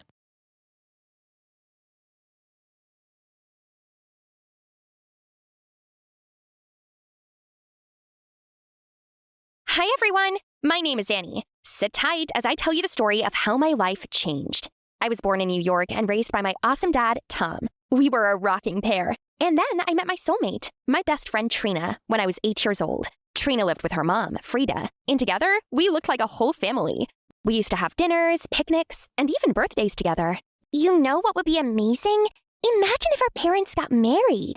Then we would be sisters. Gosh, that would be the best thing ever. Girls, enough daydreaming, please. Yeah, girls, Frida and I are friends, just like you guys are. Our friendship only got stronger with time. We could spend all day together and never have to worry about getting bored. OMG, I just remembered! Jackson's party tonight! Do you think Crosby will be there? God, stop being a creep. I am not going to a party for you to gawk at the boy and never speak to him. It's been 5 years. Either talk to him or move on. I'm getting there, just biding my time. Oh, and who's this boy, you may ask? Well, only the dreamiest guy ever. And hopefully, my future boyfriend, too. Crosby's a senior at my school, and this year is my last chance to tell him how I feel before he goes off to college. Trina was right. Enough stalling. Time to make my move. Tonight at Jackson's party, I am going to talk to Crosby. For real this time, or are you going to chicken out as usual? For real! Sure thing. I'll believe it when I see it. I spent 2 hours getting ready that night. Hair check, outfit check, face double check. Mission Crosby was ready to go. Where are you going? Jackson's party. I told you yesterday. Oh, well, tell them you're going to be late. You promised to volunteer at the community center tonight. What? Dad, come on! The happiness of my high school life depends on this. I will volunteer extra time tomorrow, please. Nope, you know the rules. A promise must be kept. You can still party afterwards. Now let's roll. This was beyond frustrating, but I had to keep it together. After texting Trina to go on first, I was ready to speed run this chore. At the community center, I did everything at lightning speed, and after an hour, Dad finally let me go. Phew! I touched up my makeup and headed out. I had been rehearsing my words to Crosby every night for the last 5 years. There's no way I was going to blow this chance. I walked in, but there was no sign of Crosby or Trina anywhere. I headed towards the garden, hoping to see either one of my favorite people, but instead, my heart stopped. I saw Crosby and Trina kissing. What's going on? Annie, wait, it's not... I walked out of there as fast as possible. How could she? My best friend, out of all people. I couldn't even tell which hurt more. Seeing my longtime crush with someone else, or being betrayed by someone I regarded as my own sister. I was so hurt. I didn't want to tell anyone, not even my dad. So I ran straight to my room and cried myself to sleep. Overnight, my phone blew up with a million messages and calls from Trina, but I didn't want to hear anything from her at that point. The next day, my eyes were so puffy from all the crying that I had to hide them behind sunglasses. Trina still tried to approach me in the hallway. Hey, did you get my messages? No? I don't care what you have to say. I deleted them. Without listening to them? What could you possibly have to say? I know what I saw. You were kissing my boyfriend. What? And how is he your boyfriend? You've never spoken to him before. But you knew how much I liked him. You backstabbed me. Was this your plan all along? To hurt me like this? You sound insane. You are my best friend in the whole wide world. Shouldn't you be giving me the benefit of the doubt and at least hear me out? Well, I don't think this friendship can be saved anymore. I left Trina standing in the hallway. What made me even angrier was how she was crying, and everyone kept rushing to console her like she was some kind of victim. I was the one betrayed here. One day after school, I came home to find my dad planning an elaborate feast. What's all this? Oh, we're having important guests over. 7 p.m. sharp. Be ready. I was definitely not in the mood for guests, but the fancy dinner didn't sound too bad. I figured I'd just stick around for a bit. What's the worst that could happen, right? Wrong. Guess who our guests of honor ended up being? Why is she here? Annie, sit down. Tonight's an important one. Yeah, right. Now here comes the peace intervention. I couldn't wait to hear whatever lies Trina had told her mom. Now, I understand that you girls are going through a rough patch. Rough patch? That's one way to put it. But Frida and I have an announcement that we think will make everything better. We're getting married! What? I shook my head furiously, as if trying to wake up from a nightmare. Trina was just picking at her chicken. She wasn't surprised at all. Now, I know this might come as a surprise, but Frida and I have been dating for a while now. We just didn't tell you girls anything until we were sure how serious it was. And we're sure now. We're in this for the long run. What on earth? Could the timing be any worse? I looked over at Trina, expecting her to be ready to protest like me, but there was no emotion on her face whatsoever. She just shrugged. Everything happened so fast. They already had a date. Frida and Trina were moving in at the end of the month. I didn't even have a say in any of it. My whole world was spiraling out of control. After Trina and Frida left, I had to talk to my dad. Dad, you can't marry Frida! Why not? Once upon a time, you wanted that. Yeah, when I was 9 years old. Well, better late than never. Look, I know you and Trina will figure it out. You're already practically family, since childhood. No, my family is you and Rodney. That's it. Rodney, our dog? Dad, please. Sorry, kiddo, but Frida is the only one I've loved since your mom. And I want to make her happy too. Great. Just great. Who would have thought a childhood dream could turn into a real-life nightmare? Trina and I tried our best to avoid each other through the wedding planning, but on the actual wedding day, there was nowhere to hide. Our parents thought it was a great idea for us to both be flower girls and walk them down the aisle. I sucked it up to show that I was the bigger person. I even wrote a toast for my dad. But when I was going to speak at the wedding reception, Trina was already standing. Attention, everyone! I wrote something for my mom. Actually, I did too. Cool, you can go after me. I think I should go first. I mean, my dad married your mom. What does that mean? Grow up, stop acting like a kid. That's rich coming from a backstabber. Guys, it doesn't matter who goes first. Trina got so pissed that she shoved me. In a fit of rage, I shoved her back, and she fell right into the wedding cake. I didn't mean to, but boy, did it feel good seeing her covered in cake. Annie, what is wrong with you? But she shoved me first. Didn't you see that? My dad was so upset that he didn't look at me the entire night. The next day, I was grounded for 2 months. On top of that, I also had to write an apology letter to Frida for ruining their wedding. And what punishment did Trina get? Absolutely nothing. None. Talk about unfair. 2 weeks after the wedding, Trina and Frida moved into our house, and my streak of disastrous days continued. Now, I don't understand what is going on here, but it ends today. You are sisters now, and I need you guys to act like it. My husband and I are going to dinner, and you two have to get along alone tonight. What about dinner for us? I'm glad you asked. Here's some money. Try to agree on what to have for dinner. Good night. Yeah, like that's gonna be such an easy task. I'm ordering pizza. Nope, I want a burger. Then order a burger. I'm getting pizza. There's not enough money to get both. Use your brain and think. This was no time for her nonsense. I quickly grabbed the money Dad left. Trina tried to snatch it back from me, and the bill ended up being ripped. Look what you did! Once again, we started shoving each other around, just like on the wedding day. But this time, Trina pushed me, and I accidentally knocked over Dad's flower vase.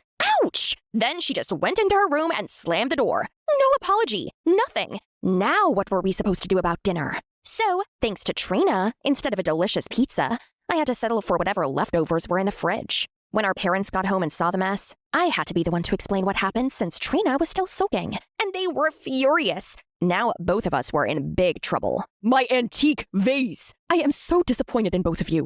You couldn't even have one meal together in peace without making a whole mess of the house. I tried, but she tore up the money. That's a lie! I don't care. Go to your rooms. You are both grounded indefinitely. Fine by me, as long as I didn't have to interact with Trina anymore. But being grounded meant coming straight home from school. No parties, no hangouts, no nothing. The boredom was starting to get unbearable, which only fueled my dislike for Trina, even though we barely spoke or even saw each other since the incident. One evening, we were all home when the TV reported a hurricane warning. Immediately, loud thunder exploded, sending our dog Rodney bolting for the door. I ran after him, but he was too fast and fell right into a pond. I knew I had to save him. Rodney couldn't swim. But before I could react, Trina had already jumped in. I had no idea she had been running with me. She got Rodney and handed him to me. But it could have been dangerous for you too, you know? Yeah, but I know what this dog means to you. As she walked away, conflicting feelings swirled in my head.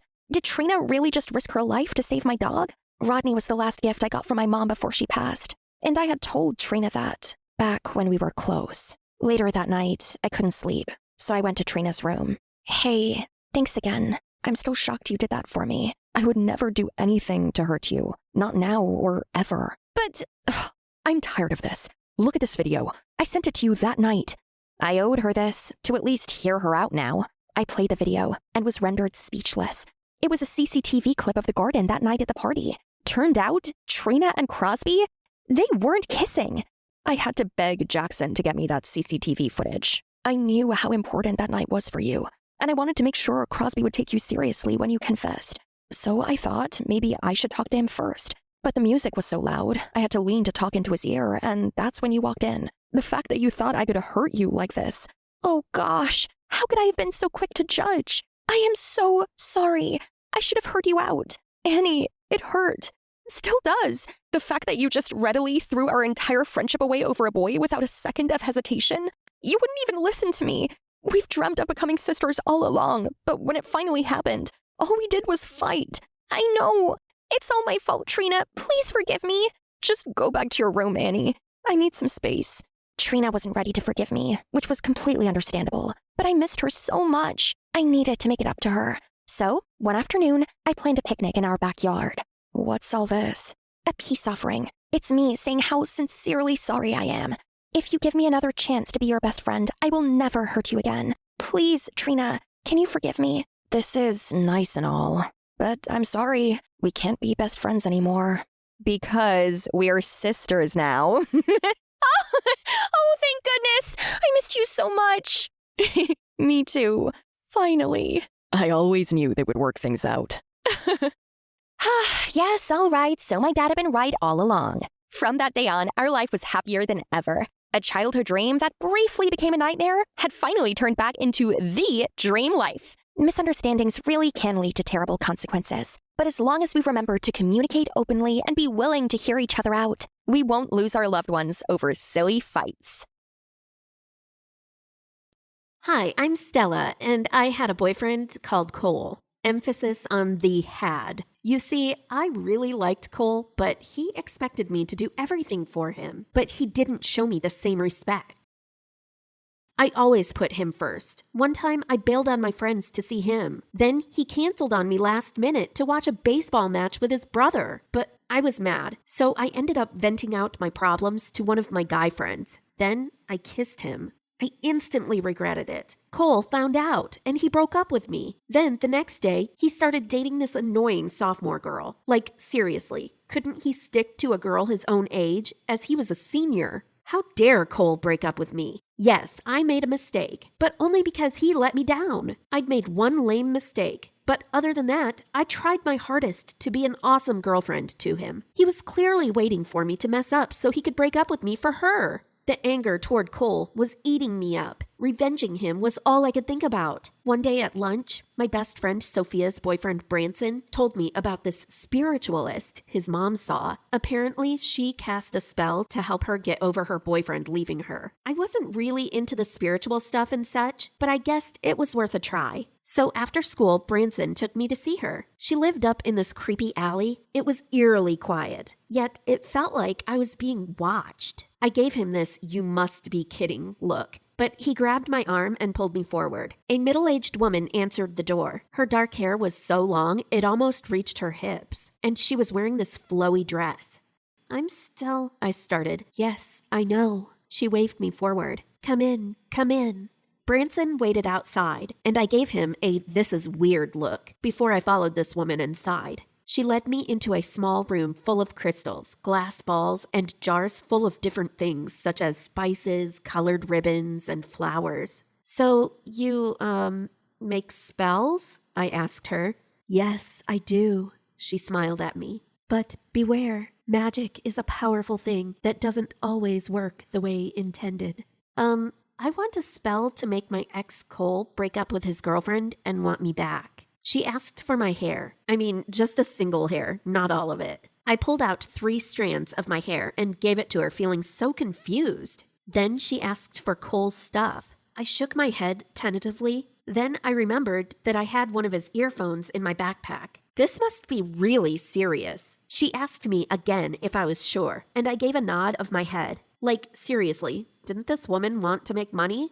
Then she used my hair to wrap around and around Cole's earphone, then closed her eyes and began chanting words that I couldn't quite make out. I didn't know whether to laugh or cry. What was going on? I was so relieved to leave her house, and I told Branson to never ever give me any of his bright ideas again. Now I was down $100 and had been totally freaked out. Over the next few days, I didn't give the spell much thought. I got over Cole and what he did to me. Things were good, but then something crazy happened. At 9 p.m. on a rainy Friday night, there was a knock at my door. My parents were out, so I answered it. Cole was standing on my doorstep, a soggy mess. He actually got down on his knees and begged me to take him back. It was crazy. I told him to go away and slammed the door shut on him. He continued to knock and shouted that he loved me and wanted me back. He'd ended things with his girlfriend, as she didn't own his heart. I did. Okay, it was weird. This guy may have looked like Cole, but he certainly wasn't acting like him. He eventually left, but the next morning, he was back again, sobbing out how he couldn't live without me in his life. He didn't seem normal. He was out of his mind. It got so bad that my dad threatened to call the police unless he left right away. Eventually, he did leave, but on Monday morning, he was waiting for me by my locker with a cuddly bear and a box of chocolates. The other kids were laughing as they walked past, and I found myself laughing too. Go away, Cole. I don't like you, and I never will. You're a loser, I told him. He looked like he was going to cry. I have to admit that seeing him this distressed felt good. But a week later, his weird behavior continued. He was still following me around and buying me gifts. This had gone too far, and I needed to do something about it. So I opened up to Branson about it. He told me not to worry and said he'd visit the spiritualist and get her to undo the spell. I guess it worked, as Cole finally seemed to get the message and his behavior mellowed down. But then something weird began to happen to me. I had a dream about getting with Branson, and now I can't stop thinking about him. On a few occasions, I've walked over to his house at night in a trance-like state. It's taken all my will not to knock on his door.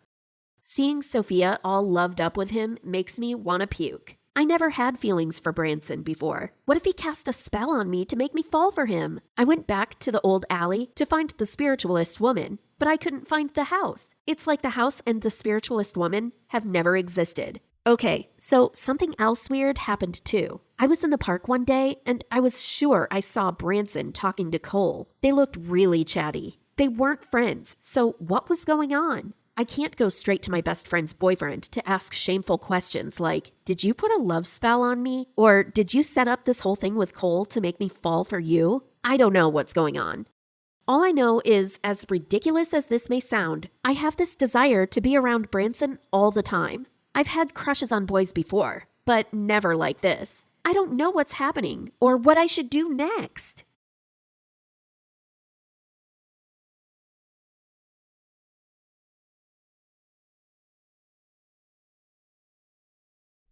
Only 3 more steps to go.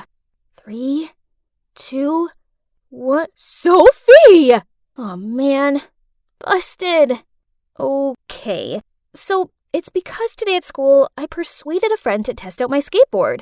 But come on. How was I supposed to know she'd end up breaking her leg? Oops. I called your dad, and he's arranging your school transfer. What? Ugh! Is anyone else's mom way over the top like mine? My dad's away on business trips a lot, so the majority of the time it's just me and her. But we're basically chalk and cheese. Everything I do seems to annoy her. Skateboarding or partying, even breathing, I suppose. Geez, doesn't she remember what being young was like? Or was she born this boring? Then whenever something happens, she always rings Dad and snitches on me. Ugh! Speak of the devil. Oh, hi, Dad. Sophie, it's all sorted. You're transferring to Kings West High School next week. But Dad, I don't want to move schools. You brought it onto yourself, young lady. I have an old friend teaching there. I've told her to keep an eye on you. So, you better behave yourself. Poof! He thought he could scare me? As if. I ain't afraid of some cranky teacher. So comes my first day at this place, and this teacher, friend of Dad's, Miss Janet Clark, wouldn't quit gawping at me, and she kept on calling on me to answer her stupid questions. No thanks. Ugh. I needed to liven this boring class up. So when the teacher briefly left the room, I immediately put Vaseline on the cap of her water bottle. It was so funny watching her failing to open it and ended up with a smudged hand. Then when she asked the class who was responsible, I grinned as I raised my hand. Another time, I put an air horn on her chair leg, so as soon as she sat down, there was an ear-splitting sound. It's as if she just farted.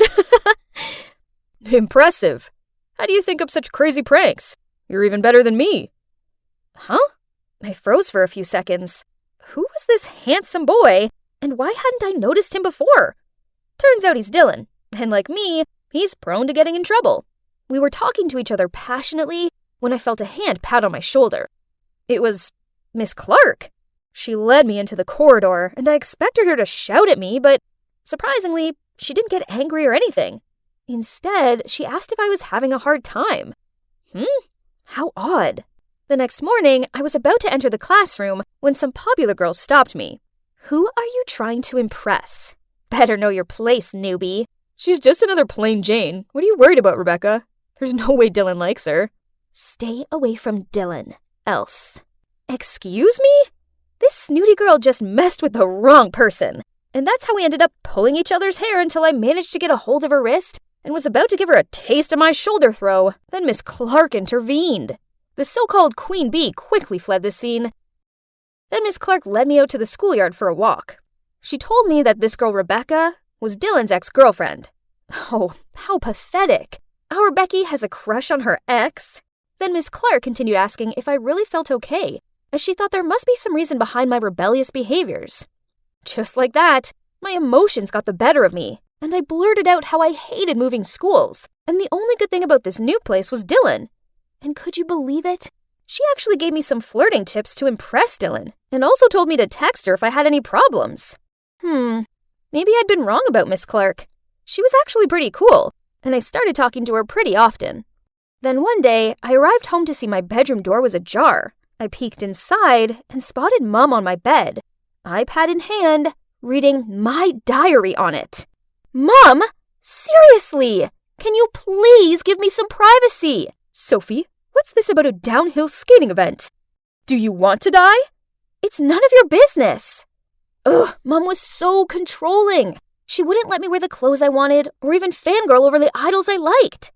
Feeling so wronged, I called Miss Clark to let out this frustration. She was so understanding, saying how adults sometimes make mistakes too, and my mom was in the wrong this time.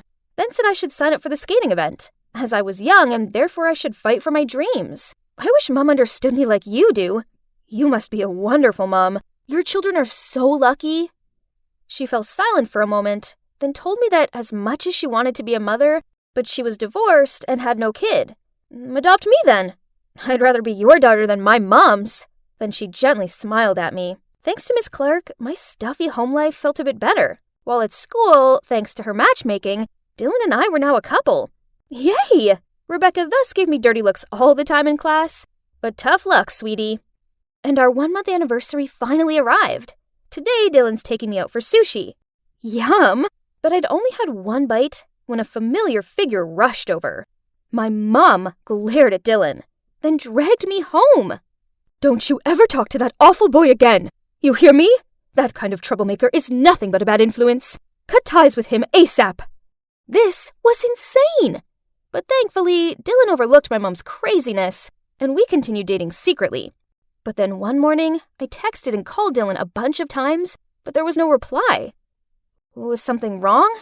We just had the best date last night, but now, nothing. I rushed to school, searching for Dylan, worriedly asking everyone if they had heard anything from him, when Rebecca suddenly approached me. Dylan could have died thanks to you. Seems like you and your crazy mom are cut from the same cloth. Okay, so turns out that after Dylan dropped me off after our date, he ended up in an accident. Luckily, he wasn't hurt too bad, but he was convinced someone had tampered with his brakes while he made a quick stop at the 7-Eleven near my house. And, yep, that must have been my mom, since he also saw her leave the store. How could she do that? She's ruined my life! Dylan broke up with me right after that. No way was I staying anywhere near her, so I packed a bag and fled to the one place I felt safe. And here I am, at Miss Clark's house. Peace and quiet at last. Oh, what's this? She looked so pretty when she was young. I turned a few more pages, then... Huh? Why does this man resemble my dad? Then I saw a scribble. Janet, Bob, forever. Huh? It was my dad. So she wasn't just his old friend. She was his ex. A thought suddenly popped into my head. Could she be my real mom? Maybe Dad let me transfer to her school so we would be reunited. Oof, forgive me. I must have watched too many TV dramas. But honestly, how amazing would it be if she was my mom? My real mom was such a nightmare. I went to the kitchen to see Miss Clark preparing dinner and couldn't help but blurt out, Mom? She got extremely emotional, then pulled me in for a warm embrace and called me her daughter. Suddenly the phone rang. It was Dad. He told me to go home immediately or he'd stop my allowance. Miss Clark told me not to be worried and just go. But I had to show some attitude to let Mom know that I wouldn't back down easily. So from then on, as soon as I was home, I just went straight to my room without even looking at Mom. And also every time she said anything annoying, I kept replying with, What's wrong with you? My teacher told me to do so. Stop overreacting. And you know what happened next? Yep, Mom called Dad. Again. I reported it to Miss Clark, as usual, and she told me that if I wanted Dad to stop listening to Mom, I had to tell him she was having an affair. What? Wasn't that too much?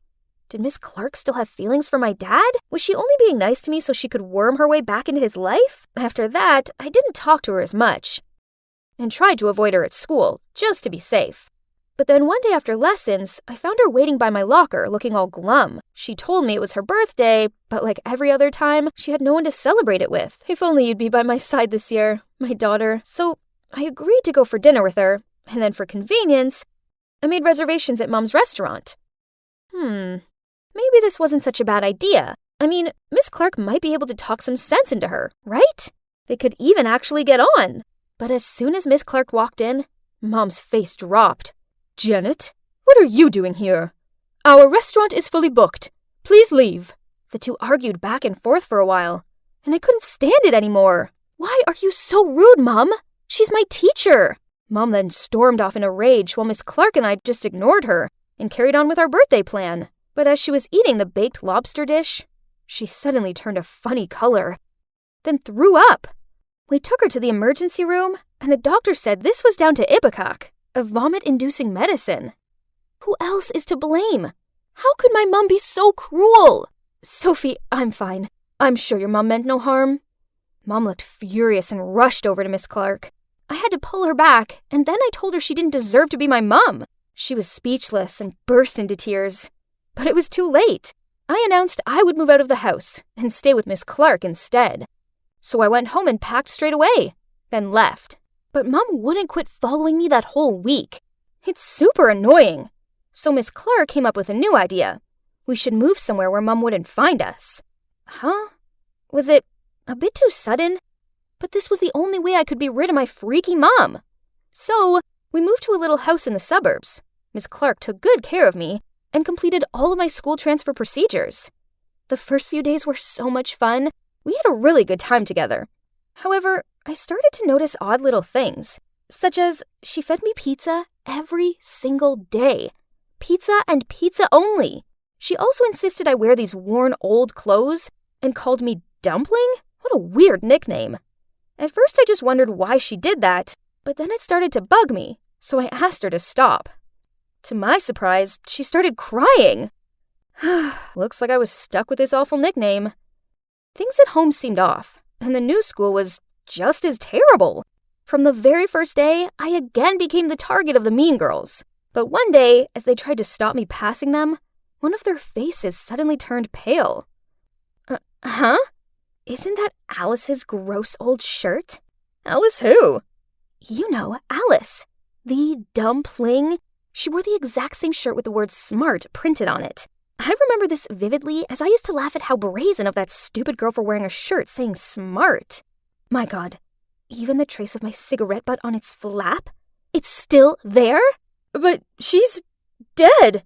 Then they all looked at each other in fear and ran away. Huh? Chills ran down my spine. I didn't know who this Alice was, and I didn't want to. The only thing I knew was I needed to get out of this place immediately. So I rushed home to pack my things before Miss Clark got back from work, but it was too late. Dumpling? Where are you going? You have to stay with Mommy. Then she quickly locked the door, dragged me inside, and started acting like a psychopath. Eat up, my dumpling.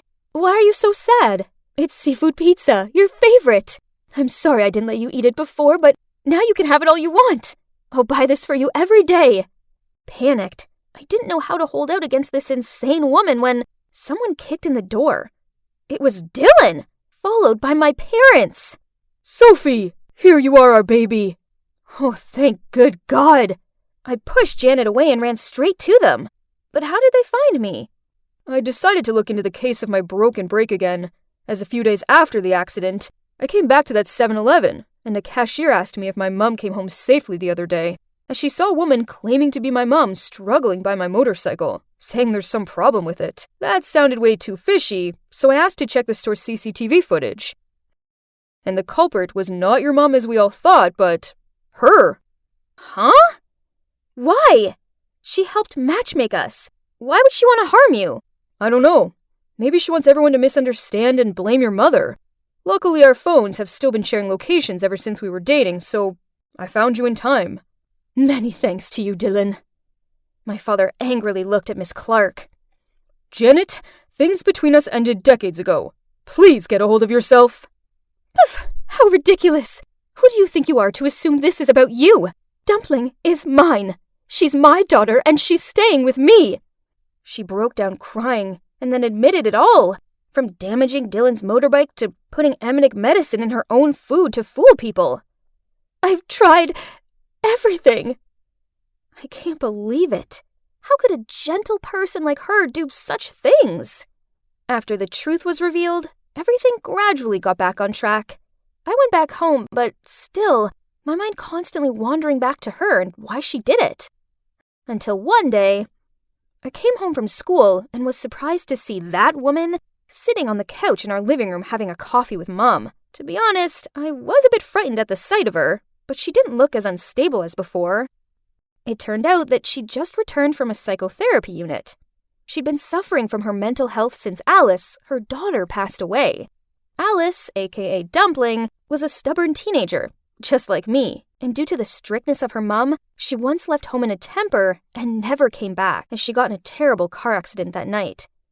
So, as soon as Miss Clark saw me, she subconsciously wanted to turn me into her daughter to fix her past mistakes. Sophie, I'm truly sorry for the pain I caused you. I let my grief consume me, and as a result, I refused to accept how dark a place I was in. Teenagers are complicated. But please try to be more open-minded and show them love the correct way. Sophie's a good kid, and I don't want you making the same mistakes I did. And so everything ended in a good way. Although my mom and I still sometimes argue, now we both know how to control it. I also learned to share things with her so that we became closer. And now, when she calls Dad, it's no longer to snitch on me, but it's to talk about how our days went. By the way, I don't have to go on secret dates anymore either. There's my Prince Charming. How many times have I told him not to rev up the engine? Hi, my name is Happiness. You're impressed with my name, right? My dad gave me that name. And yeah, as you can guess, he put a lot of hopes and dreams in me. I'm now 18 years old, and tomorrow I will fly to Massachusetts to start my college. My parents are preparing a farewell party for me downstairs. I have never left my hometown and been away from my family, so this is such an occasion. As I'm packing my belongings for college, a flood of memories come to mind. You see, when I was a kid, my family was dirt poor.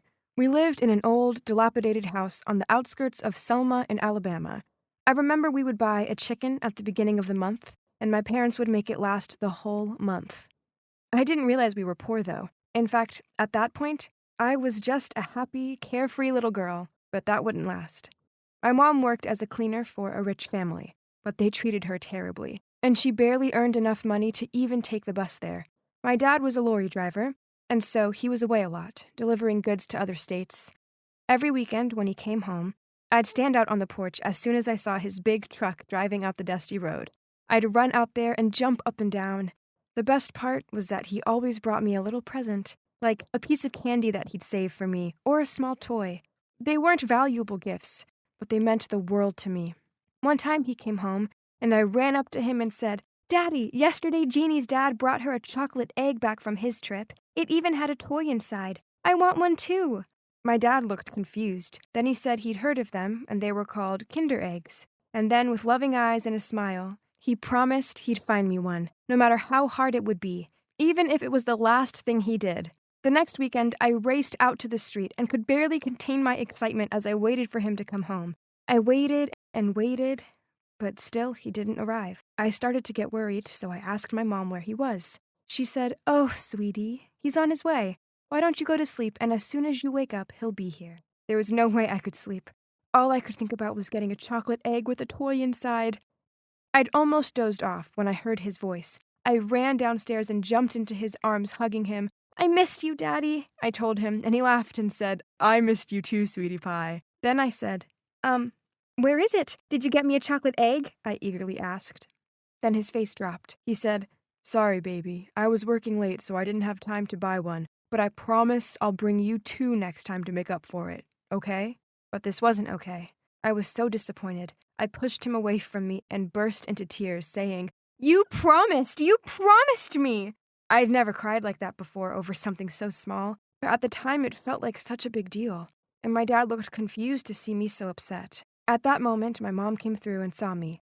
She immediately understood everything, then started to comfort my dad. "Come on, honey, take a rest. You've worked yourself too hard recently. Come eat. You're so skinny these days." This just made me more annoyed. I was the one who needed comforting, not my dad. So I shouted at my mom, "Mommy, Daddy didn't keep his promise." But my mom just ignored me, and so I stormed back up the stairs, crying all the way. After I'd calmed down, my mom came to my room and said, "Happiness, your dad works so hard, and you should just be happy that he's home safely. I know he didn't bring you what you wanted, but he will next time, okay? In the meantime, I'll make your favorite cupcakes every day." "Every day? Wow, okay," I said to her. And she really did. She made me cupcakes every day, and I was so happy. After a few days, I said to her, "Mommy, I like you more than Daddy. I don't even love him anymore because he broke his promise." My mom just looked at me and said, "Oh, Happiness, you don't know what you're saying. One day when you grow up, you'll understand that everything your dad does is for you. He loves you so much."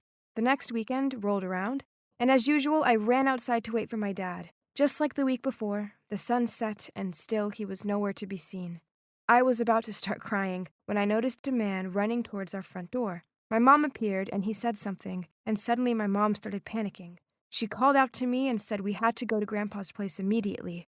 I had no idea what was happening, but for the next month, my grandpa took care of me because my parents didn't come home. I missed them so much, and whenever I asked when they were coming to get me, my grandpa just said, "Happiness, they're busy working. Don't you worry. Just stay here and enjoy your time with me." Eventually, I got used to it. Then one morning, Grandpa woke me up early and said it was time to go home. I was so excited that I kept on singing happily. As we pulled up outside our house, my heart started beating faster. I was home! Then a shadow appeared in the doorway, and I couldn't believe what I was seeing. It was my mom and dad, but my dad was in a wheelchair. My mom looked so thin and tired, and my dad had no legs. What had happened? I looked to Grandpa to reassure me, but he looked as nervous as I did. Then in my little voice I said, "Daddy, where are your legs?" He smiled at me and with his usual loving eyes said, "They got hurt. But hey, what do you think of my wheelchair?" He let me sit on his lap, and Mom pushed us around, and it was so cool. I was way too young to understand what was really going on. All I remember was how many people kept visiting to check on Dad, and that I finally got to try a chocolate egg. That same day, a doctor came to visit, and after he checked on my dad, he came over and patted my head. Then he pulled a chocolate egg out of his bag, and then another one, and another one. 3 chocolate eggs! I couldn't believe it. I was shaking with excitement. The doctor said the gift was from my dad, and that I should thank him. I ran to my dad and said, "Thank you, Daddy." He looked like he was going to cry, and I asked if he was okay, and he just smiled and said, "I'm happy because you're happy. That's all that matters to me." For the first time in my life, I got to try a chocolate egg, and it was the most delicious thing I'd ever tasted. And the best part was that inside there was a toy. After I opened and ate all 3, I just wanted more. I kept asking my dad when I could get more, and he just laughed. And then I thought, maybe if I studied really hard and was a good girl, I'd get some more. So that's what I did. I focused on my study, and one day I won a medal at school for winning a math contest. I was so excited to show my parents and assumed they'd give me a chocolate egg as a reward, but that's not what happened. They congratulated me, but said it wasn't possible for them to get me another chocolate egg. I don't know why, but this made me so angry. I cried, and I even threw my bag at them, and this made my mom super mad. She scolded me so much that I was scared and ran out the house and went to my grandpa's house. I cried and told him everything, and my grandpa said, "Happiness, the reason your mom got so mad is because she is under too much pressure and has to work so hard to look after you. Now, your dad can't work, so she's in charge, and it's a lot for her to deal with." Then he told me what happened to my dad, and it changed my life forever. That day when my dad was out doing his deliveries, he got an opportunity to do some overtime, which he jumped at the chance to do so he could buy me my chocolate eggs. On his way home, he stopped to buy them for me. And then because he was so tired, as he was leaving the store, he got hit by a drunk driver. He was hit so hard he lost both his legs. I couldn't believe it. How could I have been so selfish? If it weren't for me demanding a chocolate egg, my dad would still have his legs.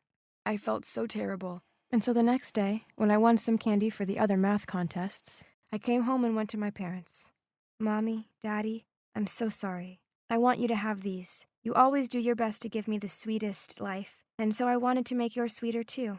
That probably sounds a bit deep for a 6-year-old to say, right? Well, my grandpa taught me that one. My parents were so moved that they almost cried when they hugged me. And even though I didn't understand it at the time, I do now. And it's so true. It's taken me a while, but now that I'm about to move out, I finally understand the life my parents have given me and how sweet it has been. Through this channel, I'd like to send some words to my parents.